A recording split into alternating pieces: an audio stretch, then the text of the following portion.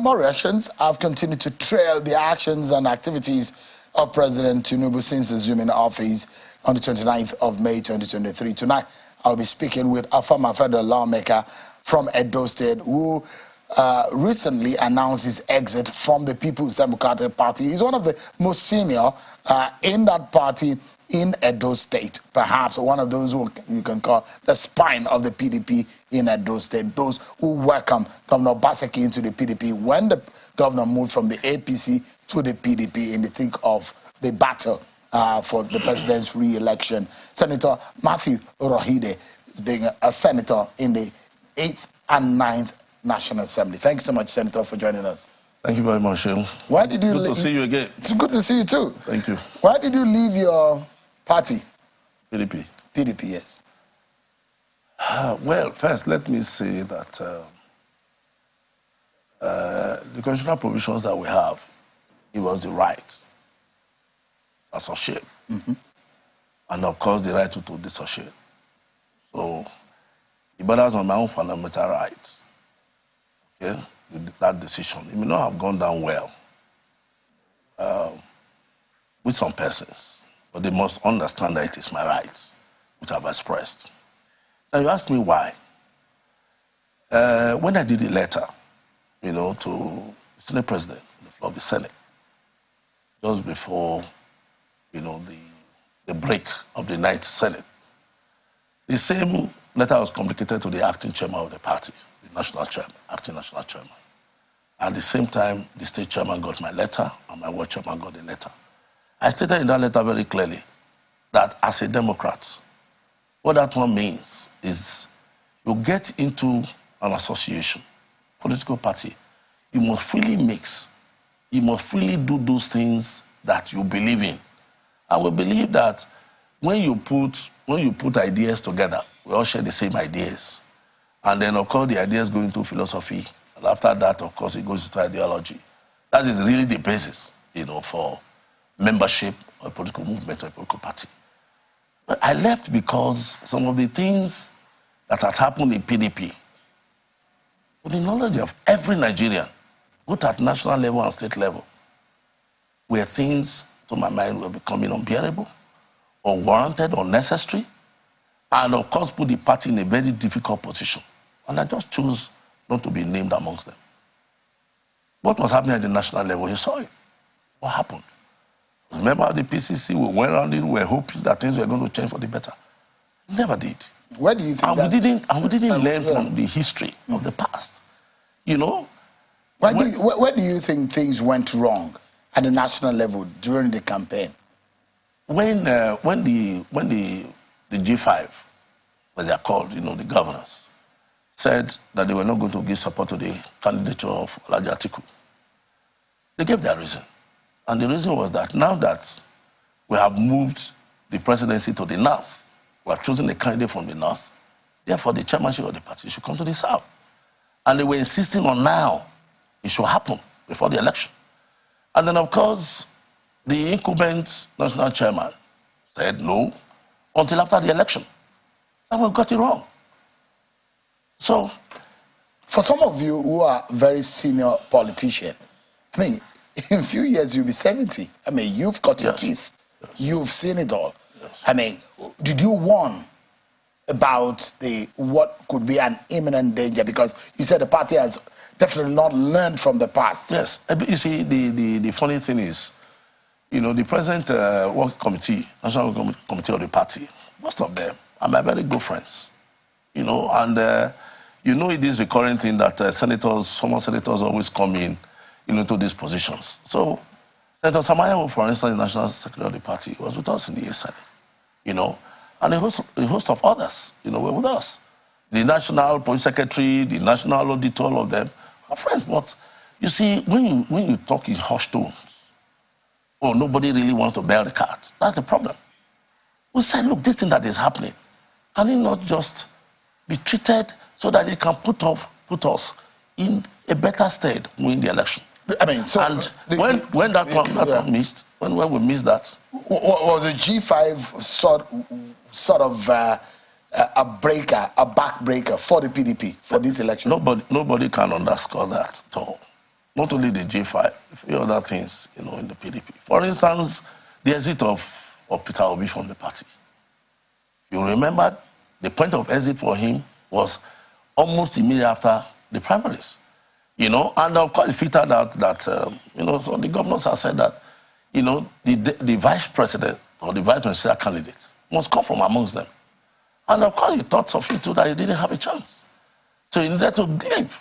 And if you remember, when we were at the Port Harcourt primaries, if you remember, you were there. You talked to a few of us. And that time, when he was eventually picked, after we got the candidate, and Peter Obi was picked, some of the governors, particularly Southeast governors, kicked against him.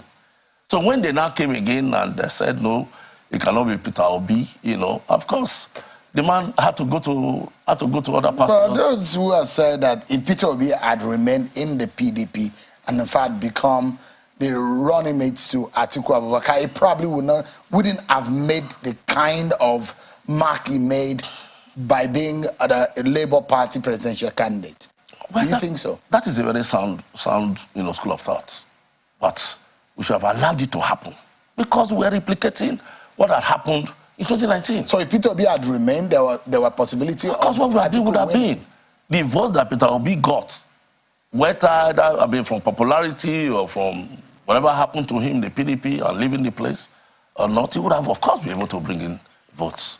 And look at the difference. So the election was for Atiku's winning before the election. Sure.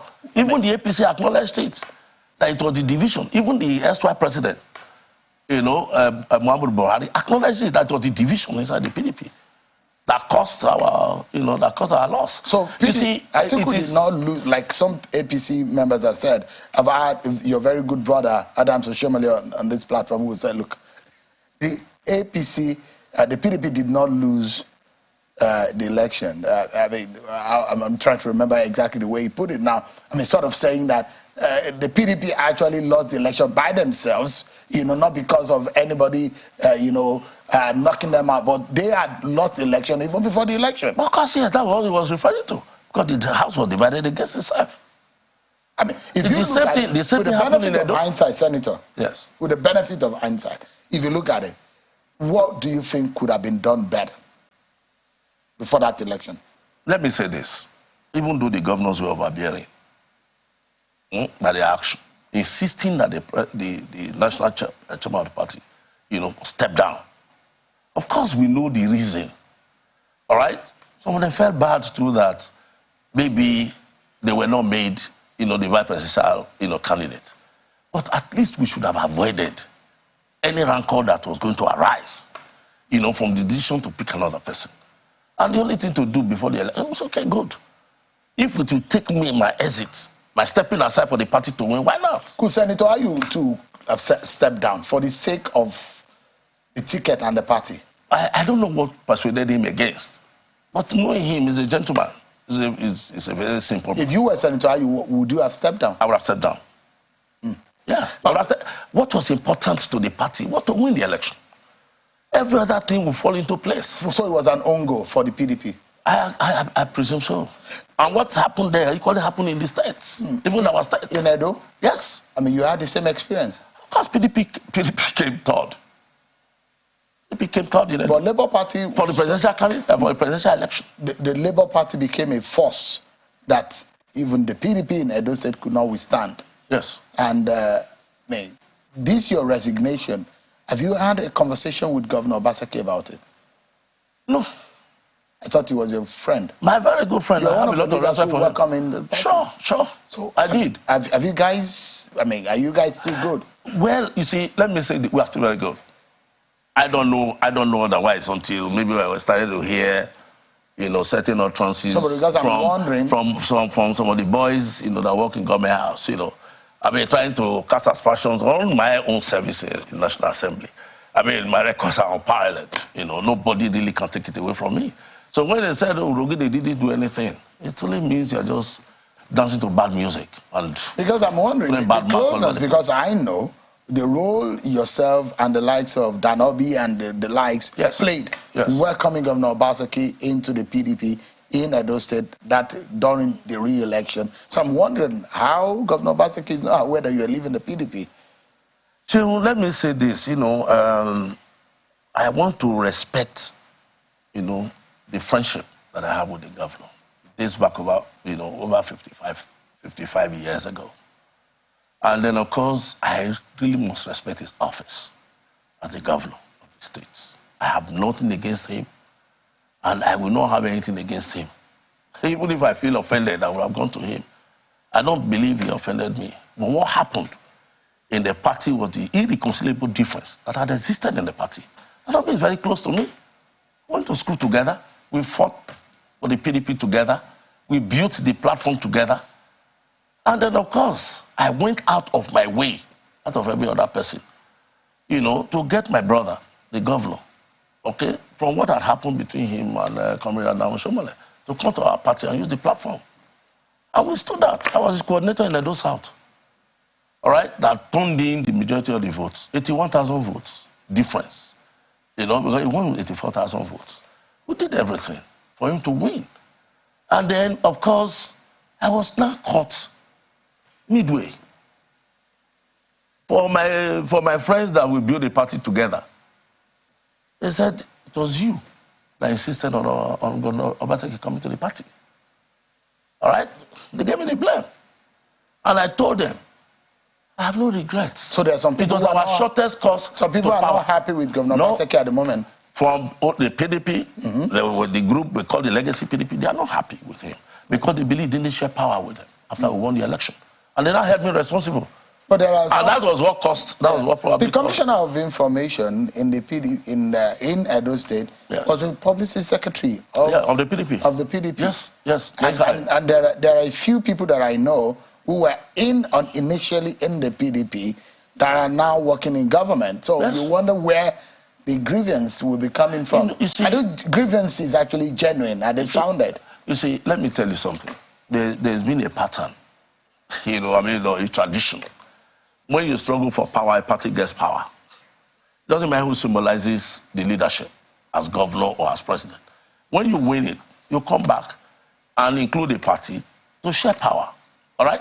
That has been, even when Oshomole won the election in the state, our part of the group, we sat down and we decided who gets what. All right? And the whole thing was shared. All those who labor, including Chief Haneni, who was on the other side, he brought 3 commissioners. So the governor of Adamu Shomole. But in Governor Obaseki's case? Well, that is what Danobi, my friend, and the others are saying. We didn't sit down to share power. But now that you left the PDP, are you resigning from politics totally? No. Or you're just waiting to see what is going to happen? No, I'm just waiting. Let me tell you something. I have tried my best to cause reconciliation. Let us forget about what has happened. Even if you are not happy with the governor or the way things have gone, it's not going to be governor forever. Okay? Everybody has a style. Let us tolerate it. For me, I'm a moderate. Okay? And I said, let us just go ahead. Get these things done. Keep our party intact. All right? So that tomorrow, whatever it is, we'll still be able to fight and get the party to win elections. On the governor's side, I tried to let's bring these people, let us all come together. I kept on talking about the concept. But when they refused and got to the point of the election, where a segment of the PDP had to go and support the APC against the PDP, I knew they had reached the end. Would you be working, for example, with someone like Comrade Adamu Shomole of the APC now as they prepare for the governorship election? Well, let me say this, nothing is impossible in politics. Nothing is impossible. Your relationship with Comrade is very good? Why not, my friend? Let me take you to national politics. Yes. It's emerging today.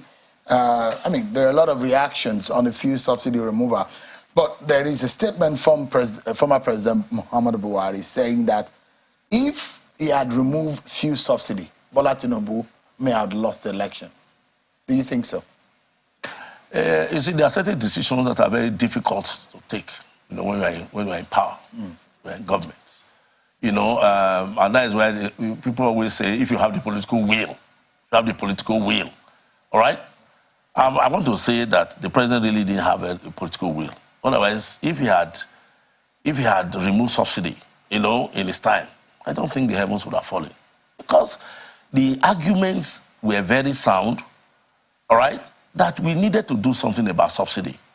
And the subsidy issue had become a big sore, particularly when we are talking of the very scarce resources that we have in our country.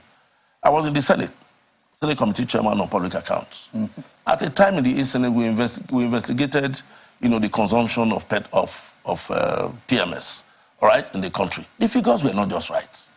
And to think of it that NNPC needed to pay, all right, the subsidy as under recovery for us, and whatever was the balance was what now coming to the Federation account. We saw the loopholes. Mm. Then why don't we remove the subsidy? How many, we know, yes, the issue of public transportation. That is where we are really talking about the greater majority of our people. But how many persons, our rural populace, that still constitute a greater majority, do they enjoy anything from subsidy? And also, the sharp practices that were involved, in the payment of subsidies. There are a lot of people, that the reports that says that there are highly placed Nigerians who are involved in this racketeering, this subsidy. The benefit for a few against the interest of the majority. How is it difficult to be able to bring these people to book? I don't know. I heard that some persons are being prosecuted right now. Okay? Some time ago, I read in the papers too that, former, one political party leader, the son is, he's being prosecuted by government, and they're in court, and if there's anything, until, we see the outcome, of such matters in court, we'll never know whether government really was. You are from the oil-producing region. Yes. And you wonder how devastating the effect of oil exploration is to that region. Yes. And there are those who live within this region who say, they know, they see the people who are involved. They see how they are building the canoes, the ships, and all what have you that are being built to transport some of these products out. And so the community involvement also is that the tacit involvement of leadership of some communities are also there. So this is far-reaching into the fabric of the society, isn't it? Yes, it is. Let me say, in the Niger Delta region, I'm from Edo State. My own senatorial district, Edo South senatorial district, is the reason Edo State is named as a Niger Delta state. And I want to tell you too that all the activities that have been going on in Niger Delta is just a resort to self-help. No matter how criminal those activities have been. And of course, you cannot say there has not been collusion from high places. Okay?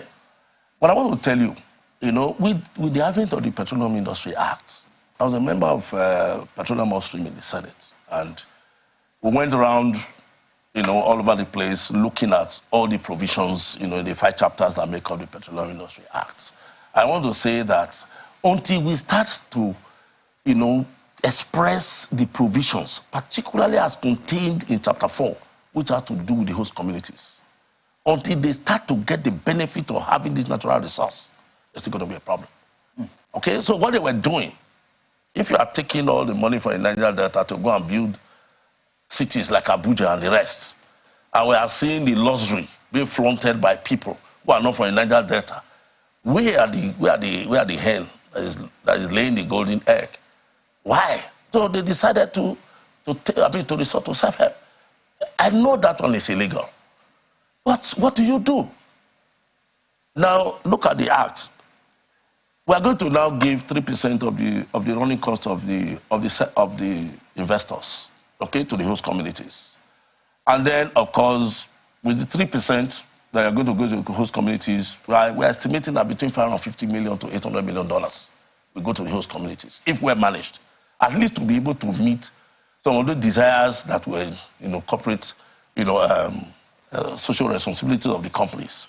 But the devastating parts of it, like gas flaring, the Act provides that 100% of what is recovered or what is accruable as penalty to the IOCs and the NOCs and other investors in the region, that one should be given to the people to meet up with the deficit in their health standard and, of course, the remediation of their environment. So if these ones really now being exercised and the people are happy, you don't no longer expect the local communities to collude with people, either from within or outside the Niger Delta, in this nefarious... Let me anchor on this note. I mean, with your participation in the Public Accounts Committee and the debt burden that this nation has on its neck right now, there are warnings that the Tinubu government must be careful. Yes. In the manner in which it approached the issue of borrowing. Yes.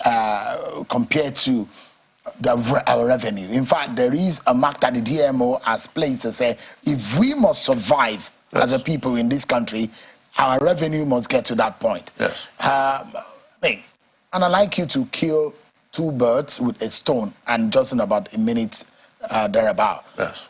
What is your assessment of the 1 month of office by Bola Tinubu, and in view of the very devastating or the very terrible state of our economy and the lack of buoyant revenue generation, where do you think we can turn to? So let me tell you, borrowing cannot help us. Further borrowing? Borrowing really cannot take us to the more desired. We're already in trouble anyways. Now, listen, I mean, if you are having 50 trillion, people have been banning figures of 7 trillion or 70 trillion. Okay, debt burden from this country.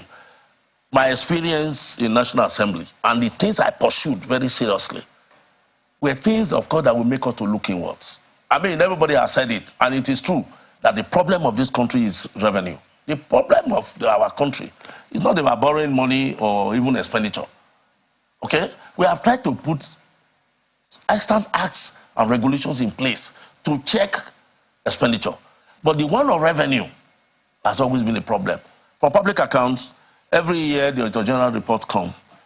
Okay? And I mean, glory be to God that between 2015, which was a transition government between Buhari and Jonathan, we were able to look at the audited report of this country in my committee. And we took it up to 2019, which is the last. I want to tell you, with every modesty, since the advent of the Fourth Republic in 1999, Public Accounts Committee never submitted any report for consideration by the Senate plenary. I did it all. I cleared it all. No wonder if you watched our valedictory session.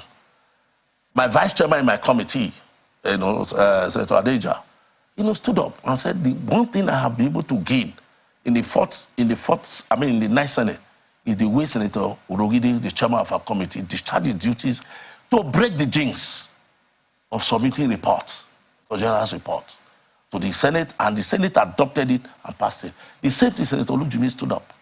All right? Senator Kwari stood up and said so. So it's not even to make me feel good, cool.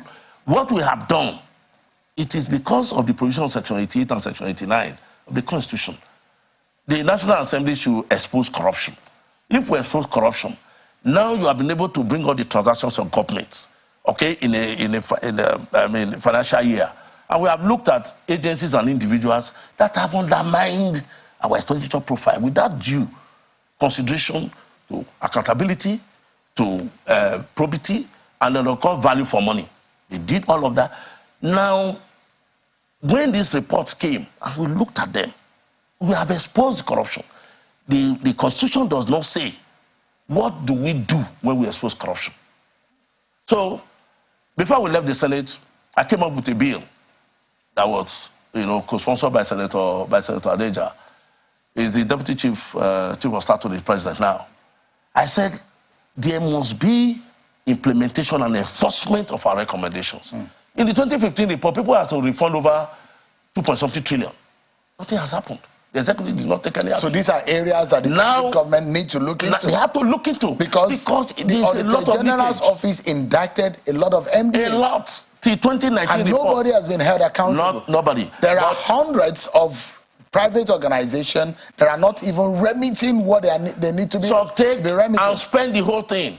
When, of course, they are fully funded by government. So the report and the blueprint is there for the Tinubu government. Of course. I've submitted my reports now to 2019.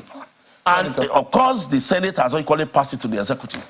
I've done my job, but I just pray to that, they look at those recommendations and implement them. But otherwise... one thing a lot of Nigerians may not be happy with is the ways and means and how you and your colleagues handled it. But I want to tell you something about ways and means. A lot of us were against it. I was against it. I was against ways and means. Number one, it was a violation of the provision of the CBN Act. Okay? And then you needed to accumulate. CBN Act itself is per year 5%. And government had gone far beyond. So there are a lot of wrongdoings that went on over the years. Everything went wrong. There was everything, including the state government. Shouldn't we be bringing people to book those who have been involved in all of these wrongdoings with the nation's money? And Governor Obaseki was crying that they were printing money. It comes out to be true. Let me tell you, Governor Obaseki was right. He was Senator, right. Let's anchor on that. Yeah. We'll be digging into much of that this week, by God's grace, on this program. Thank you so much. Thank you Senator very Matthew much, Urhoghide, thank you so much indeed. Thank you. Thank you for seeing you again.